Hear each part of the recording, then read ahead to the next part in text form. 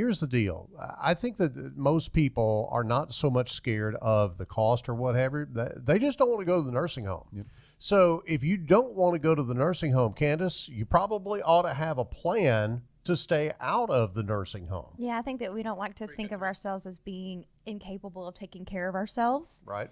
But then also having another bill to add to the mix is probably another reason people are hesitant, and you just don't kind of want to have those conversations sometimes. Well, and I think, Scott, when you look at this situation of long-term care, there's a lot of irrationality that kicks in here. Well, I'm just going to live forever, and I'll just die in my tracks or whatever. And but that's not how life works. And there is if you are healthy and 65, there's a huge chance that one of you, if you're married, one of you is going to need some type of long-term care at some point in time in your life. And I think most people, if you're watching this show today and you're going, man, I don't know if I even want to talk about that. I think the number one thing is that you definitely want to stay out of a nursing home. I don't know anybody that really looks forward to going to the nursing home. So if that's the case, then proactivity, I think, is the key here, Scott.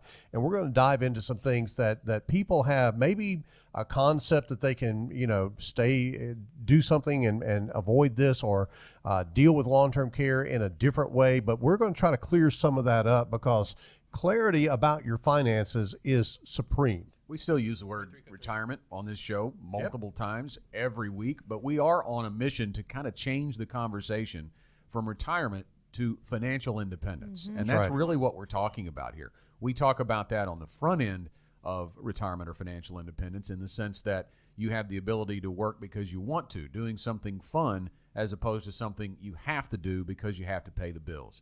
On the other end of that, the long-term care piece, I think, is part of that, because truly being independent means you have a plan to stay out of the nursing home. And because exactly. Go ahead. I'm sorry. And being financially independent also means that you have options. Right. And so when we're talking about long-term care, what gives you the best options? And one of those options is usually that they want to stay in their home. When people think about losing their dignity, losing their independence, losing their decision-making ability about stuff, and I don't mean cognitive ability, but just running out of options. They haven't planned for something, so they have to do this, as opposed to saying, well, I could do this, or I could do this, or I could do this. We want to put you in the driver's seat. We want you to have those options so you can preserve that dignity and independence.